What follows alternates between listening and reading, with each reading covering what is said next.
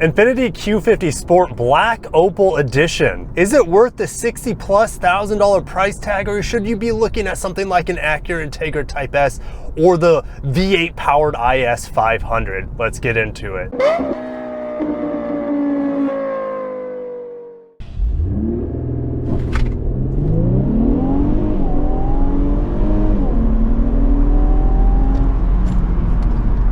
To 60 in 4.73 and 0 to 100 and 4.99. What makes this a red sport is under the hood we have the twin turbo V6 that we actually see in the Nissan Z. 400 horsepower, 350 pound-feet of torque, made it to a 7-speed automatic. You can get this in rear-wheel drive or all-wheel drive. I have it equipped in all-wheel drive. Let's go ahead and illuminate this front end for you. Beautiful, there we go. We have the illuminated Infiniti logo. You gotta get it. I think it's one of the most cool things about the Infiniti Q50. You get this optional illuminated front logo. So blacked out grille, blacked out surround, that's typically like a chrome finish. Here it looks pretty darn menacing. Now this black opal, well, the paint color is unique to this special edition and it looks black 99% of the time. But if you get the light hitting it right, you see a lot of green. And so I have my phone flashlight on, so maybe you can see the green. They say a little purple flake in there as well. It's really hard to tell, but I think it looks pretty cool. Unfortunately, like I said, it looks black the vast majority of the time. Now the Q50 has not really been updated a whole lot over the years. It came out, I think, as a 2014 model with this body style, and you know, it's still gorgeous, but I wish Infiniti would update the headlights maybe to keep it relevant. But you know, the rumors have it's not going to be around much longer. This got a special Nismo for the Japan market, as it is the Skyline over there for its final couple years, but here we didn't get that special treatment, but still 400 horsepower is plenty enough. This also has upgraded brakes here. We have 4 pistons in the front, 2 pistons in the back. They're upgraded over the standard Q50, of course. So we come around to the rear. This black opal not only has the carbon fiber deck lid spoiler, we have the blacked out Infiniti logo, blacked out garnish here, blacked out Q50 red sport. Even the S that's typically red for this edition is blacked out here. All-wheel drive badge also murdered out, looks excellent. Huge trunk, seats fold down 60/40, but you also have a ski pass through back there. Now we do not have a spare tire, which doesn't really come as a surprise nowadays. Dual exhaust looks pretty awesome here, and the rear taillights I feel like have aged pretty well, but it would have been nice to get a more updated rear taillight that doesn't look the same as so many years past. I wish these were blacked out as well here on the door handles, these chrome garnishes, because pretty much everything else, like the window surrounds, if you can see, that's been a dark chrome, but the handles stick out like a sore thumb here. I've been taking my kids to school. It's not the easiest for them to buckle because these seats are bolstered quite heavily, as you can see how much that rakes in, but this quilted pattern is very premium. I think the seats look awesome. You can also get this in a white interior with the red stitching, would be the way I would be going. Absolutely not a lot of leg room back here. I'm not even gonna try to sit. This seat is set up for me at 6'1", and it's gonna be a tight fit. Hard back to the seats, mat pocket on each side. We have USB-C and USB-A plugins back here, and check this out, that's 40 watts from the USB-C. That's pretty high. The most I've seen in a car is about 45 watts from a USB-C charges. That's pretty impressive. Rear vents in the back as well. Carbon fiber garnish here on the red sport, and a nice premium soft touch here with this leather trimmed interior door panel. Head on the front seat, we have memory seats up here. Again, carbon fiber looking awesome right here, kind of like a doled out aluminum trim on the door panel as well. Automatic windows all the way around. We got the Bose Performance Series, which sounds really good. The bass really surprises me. The mids and the highs are pretty average, but the bass is fantastic. The system gets super loud, and I've been really enjoying the thumpiness. We have the Infiniti skid plate here, or door sill, whatever you want to call it, that is illuminated. It looks great. There's also a little lamp that comes down here, and you have a nice little Infiniti puddle lamp for you guys as well. We don't have red sport specific mats, which is kind of unfortunate. We got the aluminum pedals. We have the adjustable side bolsters here with this little switch. I don't know if the camera can pick it up, but yeah, the side bolstering is customizable, which is quite nice. And we also have thigh extension, which is manual, but heck yeah, I love having that, and it's like spring loaded. It's freaking awesome. All right, let's get on the inside. Door slam, very solid. Steering wheel feels excellent. We got the paddle shifters to roll through the 7-speed auto. This looks like it's about 10 years old at this point. That V6 sounds awesome, but I don't mind it. You know, it gets the job done. And really what I keep up here is the fuel economy, which I'm getting low 20s in town. It's just so much fun to drive, as we'll get into it here in a little bit. I have to plug my phone in for Android Auto, and if you have Apple CarPlay, it does do that wirelessly. We have a touchscreen up here, touchscreen down here. I can flip between audio as well as the climate control, but I do have standard climate control buttons here on each side of the screen if I wanted to use these instead, which I definitely prefer. But you have to go to the climate control menu to do things like syncing the climate control, turning on the heated steering wheel, and there are heated seats in here, which are dedicated buttons, but unfortunately there are no ventilated seats. That would have been an awesome feature. CD player, guys, check that out. I gotta love that the car is showing its age at this point, that's for sure, when you see a CD drive baked in, which I'm sure a lot of you guys would be happy about getting a CD drive. Some of you might be saying, Kirk, this looks antiquated, and maybe it is not up to speed with modern industry sort of design, but my God, I love it. The touchscreen is right here off the shifter. I have the volume knob right off the shifter. They're both touchscreen. They're both easy for me to get to. Not only that, I have a shelf here that I can use my thumb to touch around on the bottom screen, and then I use the shelf to pivot on the top screen. So for me, it's a beautiful combination of functionality here on the Infiniti Q50, and of course it's going to flow into the standard Q50 non-red sport as well. Carbon fiber adorning the center information stack here, and it flows around the cup holders. And yes, we'll tell you if you should be getting an Integra or something else. This is just my standard coffee cup nowadays. So stay to the end, because we'll talk about if you should buy this or the standard Q50 or the competition. You also have a bunch of driving modes. So you have adaptive variable suspension and a ton of driving modes: Sport, Sport Plus, Standard, Eco, Snow. Standard has a really good balance overall, as we'll talk about here in a little bit. The materials are excellent. You know, everything is soft touch for the most part. We have a stitching here, the red stitching not only on the top of the dash, right over here, it flows into the doors. It's a very cohesive design. Even though it does look dated, I still think it's a very nice interior. And there's actually nothing in this interior that bothers me. I feel very comfortable, very natural. Everything's very ergonomic. The armrest is even soft for me. Opening this up, you have a USB-C and a USB-A, and even the USB-C will work for your data port as well for your Android Auto connectivity. This is all felt lined as well, which is very premium. A little 12 volt there as well. So just a standard sunroof here. You're not going to have a panoramic roof here on the Q50 Red Sport. Sunglasses holder, pretty standard affair. So let's go and start driving the Black Opal Edition. Driving off in the Q50 Red Sport. This V6 is an absolute peach. You know, I've driven this sort of tune in the Nissan Z. The Nissan Z is rear wheel drive only, and this one is equipped with all wheel drive.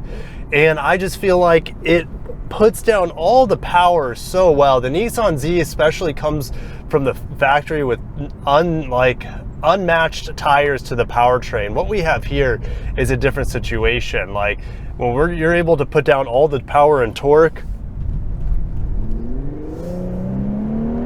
oh gosh, it's just so satisfying, and it's definitely safer as well when you're not having, you know, the rear wheel drive step out on you or anything like that. So I absolutely love this car, surprisingly more than the Nissan Z. Yes, the Nissan Z maybe looks cooler, but when you add the functionality of having a bigger trunk as well as, you know, the rear seat set up here, and just the overall better luxury, like the ride quality in here is better than the Nissan Z. The materials are much better in here as well. So like, I'd be picking this over a Nissan Z if you're in the market for a high performance Nissan performance car. Even though this is an Infiniti, like this is the ultimate, I would say the ultimate high performance Infiniti car right now, or Nissan and Infiniti car on the market right now, even more than the Nissan Z in this all-wheel drive Q50 Red Sport. But it hasn't had a lot of updates over the years. Not necessarily they needed to, but it would have been great if, you know, for the last couple of years we would have got that, you know, Nismo treatment, that overboosted treatment for this twin turbo V6 up front, like they're getting it in Japan. You know, the brakes in here are excellent. I've had no issues predictably stopping this car. It, you know, with the 4 pistons up front, it's very strong if you want it to. But yeah, Brakes are excellent, and when you throw it in the turns, which obviously I don't have a lot here in Florida, the steering stiffens up quite nicely and it feels very, very planted. Even more so, I feel like, than the Nissan Z. It does feel heavier than the Z, I'll say that, but I also feel like it's a more stable car at the same time. Now, as we come to a stop here, this car kind of does show its age. There is no auto brake hold, which, you know, I just kind of put it in neutral when I'm at a stop so I don't have to mash the brake super hard, because the torque will pull you forward unless you're pressing that brake pedal hard. So yeah, your parking brake is the emergency brake over here on, you know, the old school pedal, which it works, but yeah, no automatic parking brake. So we have it in Sport Plus mode here. Yeah, it definitely feels stiffer through the suspension. And the pedal is down like halfway there, and this thing just boogies. It is so linear, and the engine sounds excellent. So let's go and use the paddle shifters real quick. We're in third gear. Just so much power. If I haven't shown you the 0 to 60, yeah, it's quick. It's about a half second quicker to 60 than the standard twin turbo V6 model with around 300 horsepower. Putting it back into standard mode here, it is very quiet. Even when you're up to highway speeds, the ride quality, like I mentioned, is excellent. It does have that weird Infiniti tracking thing, so it just kind of likes to wander around in the lane. I have not really experienced this sensation outside of like these Infiniti Q50 sedans, and maybe the Nissan Z does. I think the Nissan Z does it as well. It just kind of flows all over the road. It doesn't track straight. It's not like the alignment's out or anything. It's just that if there's any sort of incline or decline in the road, it just likes to flow that way, and it's kind of obnoxious because you're always correcting the steering while you're driving in a straight line. You know, I really like this Nissan Infiniti 7-speed. You see it in the Nissan Armada, but it is going to get replaced by a different transmission, probably the 9-speed pretty soon here. But the Z uses the 9-speed, which I really like that transmission as well. But there's something special about this 7-speed. There's not as much gear hunting, and God, like, and the shifts are very smooth. They're not the fastest in the world. No, it's not nearly as quick as like the ZF8 Auto, but there's something special about this. I like it a lot more than the automatic Toyota and Lexus 8-speed direct shift automatic. Like, to me, it's much faster and more decisive than the Toyota 8-speed. So I love this automatic transmission, love the engine, love the interior. I know a lot of you guys will disagree, say it's outdated, but heck, it's an ergonomic paradise in here for me, and long live the CD player. But let's go ahead and head to the office where I'm going to break this down price wise, tell you if you should get this model versus the standard model, or should you be looking at some of the competition out there. Heading on over to the Infiniti Builder, and we're looking at the Red Sport 400. I didn't even know that they called it 400. I thought it was just a Q50 Red Sport. So that's something new to me. But let's go ahead and build and price off the all-wheel drive model. That's the way I would be getting it. Absolutely would not be getting this. Well, here's the thing. The black opal looks pretty cool. I'm not going to lie, but it is only a couple times a day where it shows its green nature to it. So we're going to go with the red on the Red Sport here. I like this light interior. I mean, it's not the best images that we have, but you see the back seat. I mean, otherwise it's just a completely blacked out interior, which isn't terrible, but I like the contrast. Now, it would have been nice if this portion on the door, this really soft kind of leather strips, if that was white, that would complete the look, but I still like the white better than the black, especially here in Florida, and you don't have ventilated seats. So you could actually save about $3,000 because the black opal edition that I built was around $63,000. Now, I didn't put the illuminated Infiniti logo in there. That's going to add a few $100 as well, which I would have to have if I was getting this vehicle. But should you be getting that, or should you be getting the 300 horsepower version? Well, I really like the base model as well. It still feels plenty quick for the streets. You still get the excellent 7-speed auto. You can get an all-wheel drive. But they're not cheap. At least in my area, the cheapest I can find them is $46,000, but it does give you a lot of performance and luxury for the money. But on the used market, here's what's crazy. 2016, because these vehicles have been out for a long time, the Red Sports, you can get it for $23,000 with 63,000 miles. Now, you might be worried a little bit about, reliability at the point. It's going to have no warranty, but it just lets you know how fast these cars depreciate as well. So even purchasing one might not be the best thing for your money. Leasing one might make a lot of sense if you can get a really good deal on a lease, because I would not. I think it's about a $55,000 car at most. And they go for around 60 plus typically. So in my area, there's actually an all-wheel drive model here for 59,000. But I would rather get 3 other cars over this because it's just so expensive from the factory. I would get an Integra Type S and save almost $10,000 in comparison, if you can get it at sticker. That's the thing. But Integra Type S, no, it's not nearly as fast. Yes, it's front wheel drive. The Integra Type S is more functional with the lift back. You have more leg space in the back. I feel like it's a much more exclusive model, and it is, even though it's not as fast, it is more fun to drive. It's lighter in the turns. It handles better, and the 6-speed manual in here is chef's kiss. It's an awesome car. Make sure to check out my review. So yeah, Integra Type S, even though it's expensive, is still a better deal. What about the IS 500 F Sport Performance with the 470 plus horsepower V8? A naturally aspirated behemoth. Well, this is slightly faster than the Q50 Red Sport, but the Q50 Red Sport is just easy to put down that power. And if you're just gunning it from a stop with no torque braking or anything like that, I bet the Q50 Red Sport might actually have a slight advantage here. I would still pick the IS 500 due to its updated looks over the Q50. I like the interior actually a little bit better on the Infiniti, to be honest. But the exterior looks here are just so good, and they're updated. It looks very much, it's one of the best looking sedans on the market. And you get that extra hood bulge here with the V8 underneath. And yeah, just that V8 experience here is worth maybe a little bit more money.